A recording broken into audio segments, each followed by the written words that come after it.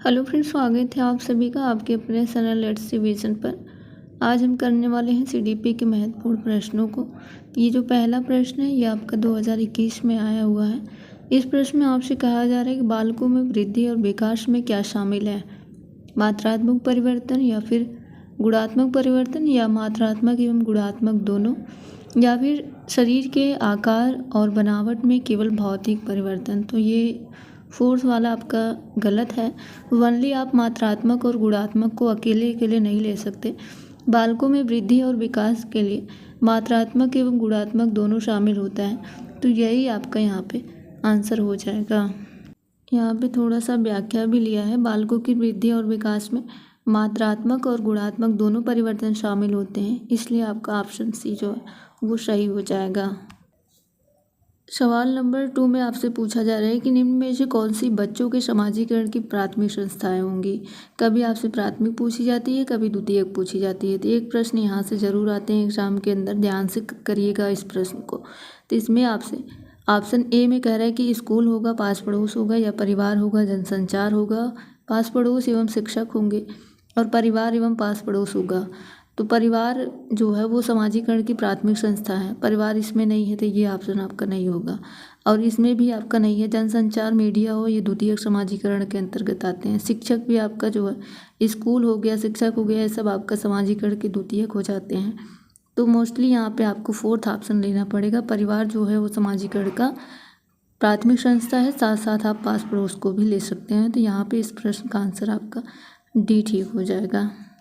ये आपका तीसरा सवाल है। यद्यपि विकास के क्षेत्र का जो कुछ आयाम है परस्पर व्यापन होता है, तथापि निम्न में से विकास का कौन सा क्षेत्र जो है वो विशिष्ट रूप से स्वयं एवं दूसरों के बारे में भावनाओं की प्रगति का अनुक्रम का अध्ययन करता है। वो नैतिक विकास है, भाषा विकास है। भाषा विकास को लैंग्वेज डेवलपमेंट बोलते हैं इंग्लिश में। यहाँ पे शारीरिक विकास है, फिजिकल डेवलपमेंट, संवेगात्मक विकास है, इमोशनल डेवलपमेंट। तो यहाँ पे यद्यप विकास के कुछ क्षेत्र जो हैं, कुछ आयाम परस्पर व्यापन होता है, तो इसमें नैतिक विकास का कुछ बात ही नहीं हो रहा है, ना ही आपके भाषा विकास की बात हो रही है, ना ही आपके शारीरिक विकास की, बल्कि संवेग की बात हो रही है। का आंसर आपका यहाँ पे डी ठीक हो जाएगा। तो संवेगात्मक विकास स्वयं के विकासों के विषय में जागरूक होना, दूसरे व्यक्तियों के संवेग को पहचानना, सामाजिक कौशल, ये सारी चीज़ें आपका जो है वो संवेगात्मक विकास से संबंधित है। ध्यान रखिएगा, जैसे आप कभी किसी पार्टी में गए हैं और वहाँ पे खूब धूमधाम से गाना वाना चल रहा है, वहाँ बैठ के आप रो रहे हैं, आपके इमोशन पे कोई कंट्रोल ही नहीं है, वहाँ पे आपको नाचना चाहिए, हंसना चाहिए, तो आप रो रहे हैं।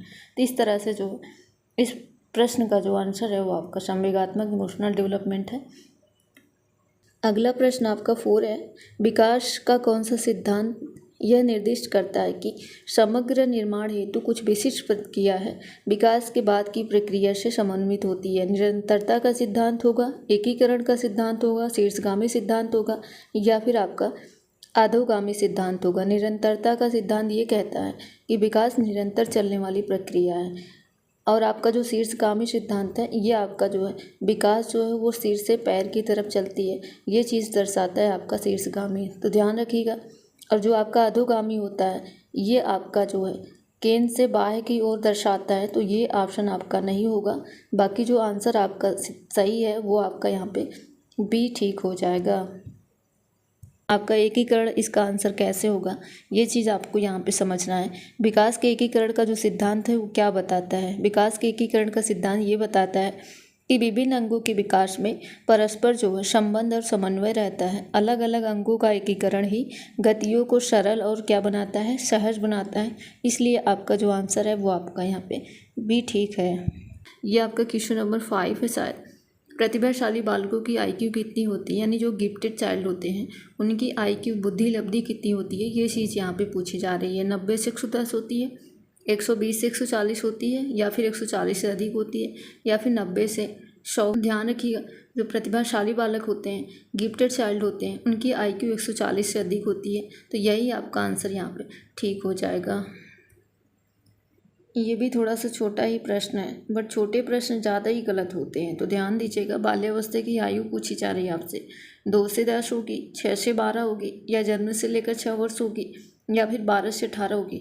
12 से 18 जो होता है वो आपका किशोरावस्था होता है, एडोलसेंस होता है। तो यहाँ पे जो है 6 से 12 की जो अवस्था है वो आपका जो है बाल्यावस्था की आयु मानी जाती है। तो यही आपका आंसर यहाँ पे ठीक हो जाएगा। छोटा सा प्रश्न है इसलिए जल्दी से यहाँ पे करवा देते हैं।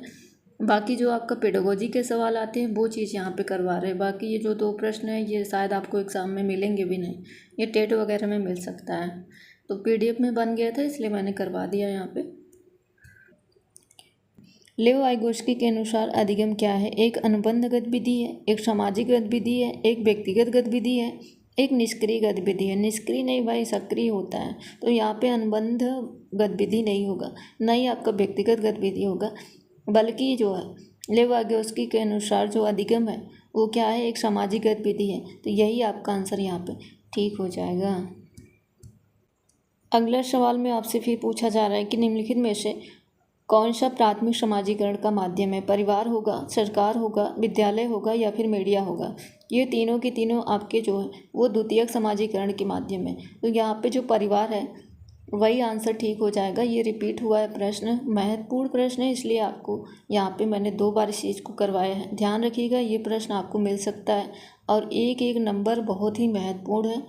उन लोगों से पूछिए जिनका जो है 89 पे जो है रह जाता है। तो आपको एक एक नंबर तैयार करना है, यानी एक एक बुध से घड़ा भरता है। इसलिए आपको हर एक मिनट, हर एक घंटे, हर एक दिन, हर एक महीना आपको पढ़ करके एग्ज़ाम के अंदर बहुत अच्छा स्कोर करना है। तो यहाँ पे इस प्रश्न का जो आंसर है वो आपका यहाँ पे पहला ही सही हो जाएगा। अगला सवाल आपका रचनात्मक मूल्यांकन से है। पेडागोजी का सवाल है, हर एक सब्जेक्ट में मिलता है, तो ध्यान से प्रश्न को करिएगा। रचनात्मक मूल्यांकन क्या है? अधिगम में हो रहे विकास और सुधार से संबंधित है या फिर परिवर्तन से संबंधित ही नहीं है, या फिर शिक्षण अधिगम प्रक्रिया में क्या हो रहा है इस चीज़ से संबंधित है, या फिर आपका कोर्स में एक पूर्व निर्धारित या विशेष चरण होता है जिसको कंप्लीट करना होता है। तो ऐसा कुछ नहीं है, बल्कि अधिगम में हो रहे जो विकास है, सुधार है, परिवर्तन है उससे संबंधित है रचनात्मक मूल्यांकन। तो इसका आंसर आपका यहाँ पे पहला ही सही हो जाएगा।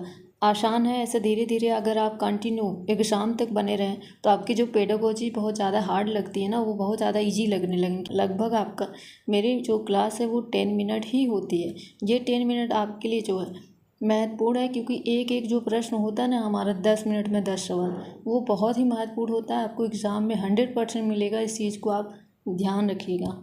वह अवधि कौन सी होगी जो वयस्कता से संक्रमण की पहल करती है, उसे आप क्या कहोगे? ये सीटेट में आया हुआ प्रश्न है। पूर्व क्रियात्मक अवधि कहोगे, मध्य बाल्यावस्था कहोगे, या फिर बाल्यावस्था की समाप्ति कहोगे, या फिर किशोरावस्था कहोगे? इसका आपको कमेंट बॉक्स में आंसर करना है।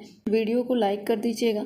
लाइक से क्या होगा कि यूट्यूब जो है हमारे वीडियो को और लोगों तक जो है शेयर करेगा कि जो क्लासेस हैं लेट्स रिवीजन की जो क्लासेस हैं अगर आपको अच्छी लगती हैं तो भाई लाइक करिएगा, सब्सक्राइब भी कर दीजिएगा अगर चैनल पर नए हैं तो। Thank you so much. और कोई भी चीज़ आप पूछना चाहते हैं सीटेट से रिलेटेड तो आप यहाँ पे हमसे कमेंट बॉक्स में पूछ सकते हैं।